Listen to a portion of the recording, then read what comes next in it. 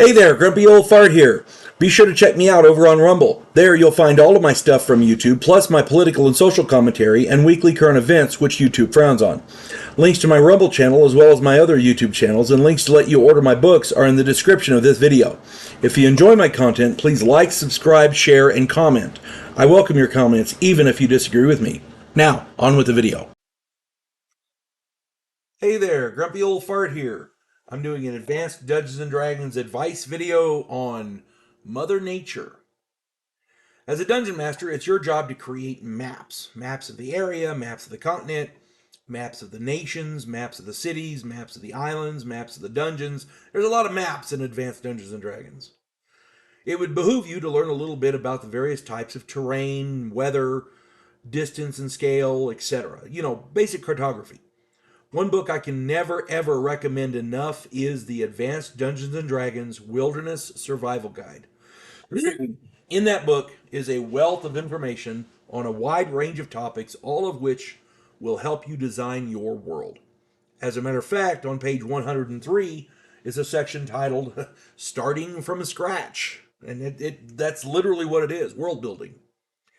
Directly after that, there's an appendix which talks about weather. The book primarily illustrates how weather impacts the game, but it doesn't explain the meteorology, how weather happens. This is important to understand if you're designing a world. Basic meteorology is determined by the seasons, and the seasons are determined by the tilt of the planet and the sun, and there's a lot of different factors, but the seasons are what your players are primarily going to be worried about.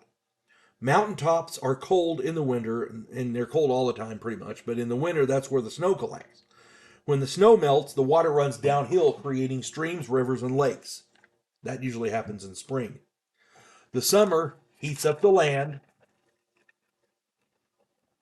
Warm air rises, cool air descends, creating wind.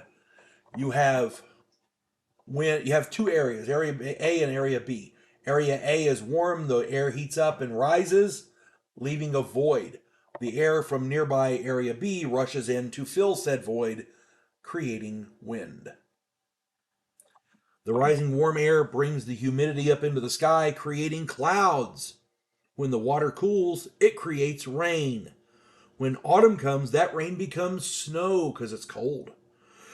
This is, of course, an overly simplified rundown of meteorology, but you get the idea. You might want to look into some of that stuff, learn about it. Basic physics, basic meteorology, basic hydrodynamics, basic laws of thermodynamics. You don't have to be a PhD expert in these various fields, but understanding the natural laws that govern a world will help you to create a world governed by those laws. That way, when something unusual or abnormal or paranormal, outright weird happens, magic, somebody casts a magic spell, for example, you can describe it with the proper nuance.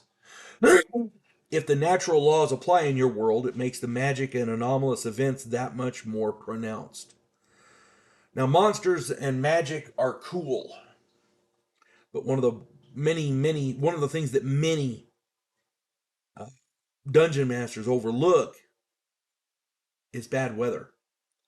For those of you who scoff at bad weather, I gotta say, you're being stupid. If you've ever been camping and the weather turned quickly, you probably piled into the car to wait it out, or even packed up everything and left. Imagine there's no place to pile into, or no place to wait it out, or no car to drive out of the situation. Imagine there's no shelter. Imagine there's no convenience store to head to. Imagine there's no phones to call for help. Imagine there's no search and rescue responders or helicopters. Imagine you have to travel from point A to point B, and it's a several-week trip. There's no highway, but only a rough trail. There's no law enforcement that patrols that trail. You have to plan for every contingency and bring along anything you may need. There's no weather station or weather apps to warn you of weather ahead of time. Tornadoes, blizzards, torrential rain, flash floods, earthquakes, droughts, hailstorms, and the like are deadly enough in our modern world. Imagine how deadly they would be if there was no warning.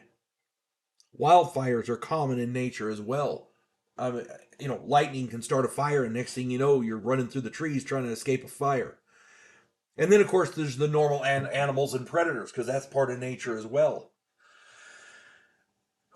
One of the things that people don't tend to think about are the other travelers. Maybe they're down on their luck and need your food or your horses or your gear. Maybe they're just evil and they want your stuff.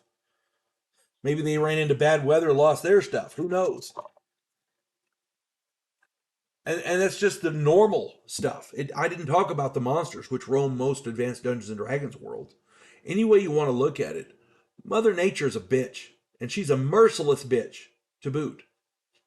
Mother Nature has a field where she grows the fuck she gives about PCs, and her field is not only barren, but it's been salted and covered with a thick layer of lye.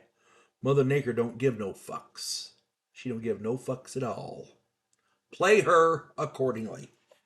Now, I'm not saying, every time they venture out, they get hit with a blizzard and a tornado, but, a little bad weather keeps them honest. That's all I'm saying. Oh, I hope you enjoy running Dungeons and Dragons as much as I do. And I try to make my world as grounded as possible so that when abnormal stuff happens, it's more pronounced. If you're fighting off some wolves and some guy runs up and casts a fireball at you, yeah, that's a big change of pace. You see what I'm saying? If everything in your world is magical, then nothing is special. That's all I'm saying. Hope this finds everybody well. You folks have a good one. God bless one and all. There is a house in New Orleans where the monsters all hang out. When the police detective, who happens to be a skinwalker squirrel, uncovers a plot by a paranormal perpetrator, he has to enlist the aid of his fellow housemates. If you enjoy a modern, quirky take on historical mythology, check out my new original novel, The House Off Farrago Road.